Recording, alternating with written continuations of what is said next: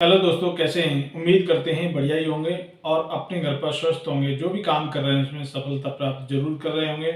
दोस्तों, आज के वीडियो में हम कवर करेंगे एफिलिएट मार्केटिंग के वो पॉइंट्स जो बिगनर्स मिस्टेक करते हैं। ओके।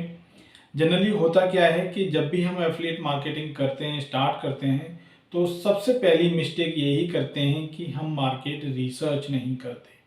मार्केट रिसर्च न करने की वजह से हम कुछ ऐसे प्रोडक्ट को टारगेट कर लेते हैं या हम ऐसे प्रोडक्ट पे अपना एफर्ट लगाना स्टार्ट कर देते हैं जिसका हमें कोई बेनिफिट नहीं मिल पाता है। एग्जाम्पल के लिए आप देख लीजिए कि मार्केट में कौन सा प्रोडक्ट चल रहा है, किस प्रोडक्ट की डिमांड है। ऐसे प्रोडक्ट को अगर न प्रमोट करके आप ऐसे प्रोडक्ट को प्रमोट कर रहे हैं जिसकी कोई डिमांड ही नहीं है, तो फिर आपको एफिलिएट मार्केटिंग उतना हेल्पफुल नहीं हो सकता। तो सबसे पहले एफिलिएट मार्केटिंग अगर आप कर रहे हैं, स्टार्ट कर रहे हैं फॉर बिगनर्स, तो आपको सबसे पहले एफिलिएट मार्केटिंग से रिलेटेड और मार्केट रिसर्च करनी चाहिए। मार्केट रिसर्च से आपको पता लगेगा कि ऑडियंस चाह क्या रही है। तो गाइस, यहाँ पे दूसरे पॉइंट की अगर बात करें तो जो एफिलिएट मार्केटिंग बिगनर्स हैं वो अपनी टारगेट ऑडियंस को अंडरस्टैंड नहीं करते। जब तक आपका टारगेट ऑडियंस आपको पता नहीं होगा तब तक यहाँ पे कोई भी प्रोडक्ट हो या सर्विस हो, आप उसको प्रमोट कर तो लेंगे लेकिन उसमें एफर्ट ज़्यादा रहेगा, रिजल्ट बहुत कम रहेगा। तो एफिलिएट मार्केटिंग स्टार्ट करने से पहले आपको अपनी टारगेट ऑडियंस अंडरस्टैंड करनी पड़ेगी। तो गाइस, अब बात करते हैं तीसरे पॉइंट की जो कि बहुत ही ज़्यादा इम्पोर्टेंट है और वो है राइट प्रमोशनल चैनल्स। जब तक आप राइट प्रमोशनल चैनल्स को चूज नहीं करेंगे तब तक आप अपनी टारगेट ऑडियंस को कैप्चर नहीं कर सकते। एग्जाम्पल के तौर पे अगर आप कोई सर्विस प्रमोट कर रहे हैं, किसी की बिजनेस प्रमोट करने के लिए एटसेट्रा, तब आपको वहाँ पे ईमेल मार्केटिंग का यूज करना चाहिए। बिकॉज कोई भी सर्विसमैन है उसे फालतू सोशल मीडिया या फिर वीडियो वगैरह इन सब में टाइम वेस्ट करने का उसके पास टाइम ही नहीं है। वो सिर्फ अपनी मेल चेक करते हैं और क्या उनके लिए इम्पोर्टेंट है वो स्टेप लेते हैं। तो वहाँ पर आपको ईमेल मार्केटिंग की हेल्प से अपनी बिजनेस उनकी सर्विस अपनी सर्विस को प्रमोट कर सकते हो। ये अगर आप प्रमोट कर रहे हैं किसी प्रोडक्ट को तो वहाँ पर आपको वीडियो की हेल्प ले सकते हो, आप अपने ब्लॉग की हेल्प ले सकते हो। वहाँ पे उनके फीचर्स, उनके एडवांटेज डिसएडवांटेज या कैसे यूज करना है, ये सारी चीज़ें एक्सप्लेन करके ऑडियंस को कैप्चर कर सकते हो। तो आप किसी भी सर्विस या प्रोडक्ट को प्रमोट करने के लिए राइट प्रमोशनल चैनल का चूज करना बहुत इंपॉर्टेंट है, जो कि बिगनर्स मिस्टेक करते हैं। तो गाइज, अब बात करते हैं चौथे पॉइंट की जो अक्सर बिगनर्स मिस्टेक करते हैं और वो है नॉट क्रिएट वैल्यूएबल कंटेंट। आप देखिए कि जब तक आप किसी प्रोडक्ट या सर्विस के बारे में अच्छे से एक्सप्लेन नहीं करेंगे, उसके एडवांटेज और उसके डिसएडवांटेज, तब तक आपका कोई भी बायर्स हो या फिर कोई भी कस्टमर्स हो वो एग्री नहीं होगा आपके थ्रू कोई भी सर्विस एक्सेप्ट करने के लिए। ठीक है।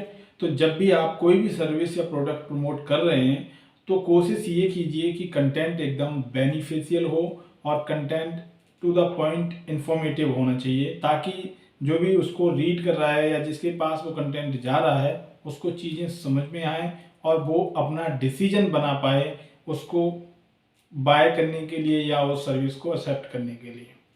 तो ज़्यादातर जल्दबाजी में बिगनर्स क्या करते हैं कि सीधा कहीं लिंक सेंड कर रहे हैं, कहीं कुछ कर रहे हैं।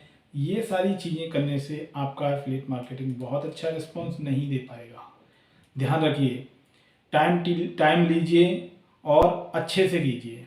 तो गाइस, अब पांचवें पॉइंट की बात करते हैं जो अक्सर बिगनर्स मिस्टेक करते हैं और वो है डेटा को एनालिसिस नहीं करते हैं। ठीक है, ट्रैकिंग नहीं करते।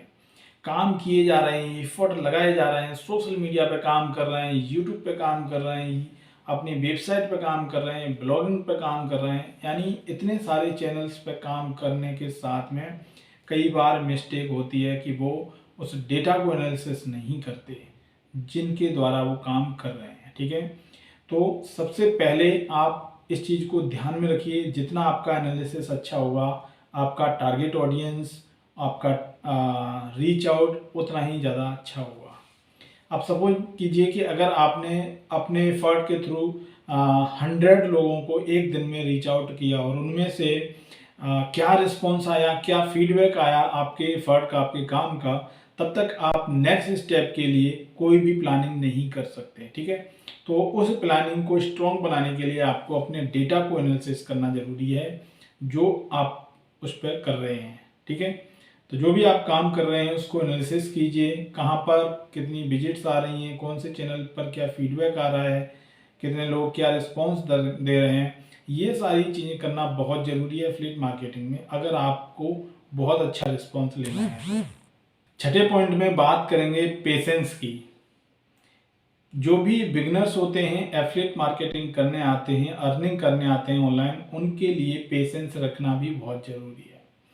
जल्दबाजी में क्या होता है कि 2 दिन काम किया, 4 दिन काम किया, 10 दिन काम किया और अर्निंग नहीं स्टार्ट हुई तो क्या करते हैं, वो उसको छोड़ देते हैं और छोड़ने के साथ में आपका पूरा का पूरा जो भी एफर्ट है, जो भी काम करा है आपने, वो एकदम जीरो हो जाता है। ठीक है, तो ये चीज़ें बहुत ज़रूरी हैं। कंटिन्यू यानी फ्रीक्वेंसी प्लस पेशेंस दोनों ही रखना आपको बहुत ही इम्पोर्टेंट है। किसी भी काम को करने में थोड़ा टाइम लगता है और रिजल्ट आने में भी टाइम लगता है। ठीक है, तो आप पेशेंस रखिए, काम स्मार्टनेस की तरीक़ा से कीजिए और अच्छे से कीजिए तो आपको रिजल्ट ज़रूर मिलेगा। तो गाइस, अदर पॉइंट को रीड करने के लिए आपको जाना होगा हमारी वेबसाइट पर etspost.com पर और वहाँ पर आपको टाइप करना है common mistakes are done by beginners in affiliate marketing. यहाँ पर आपको डिटेल में बहुत सारे पॉइंट्स मिल जाएंगे जिन पर आप काम करके अपनी एफिलिएट मार्केटिंग को स्ट्रॉन्ग कर सकते हैं। तो मिलते हैं गाइस नए वीडियो में नए टॉपिक के साथ में, तब तक के लिए थैंक यू।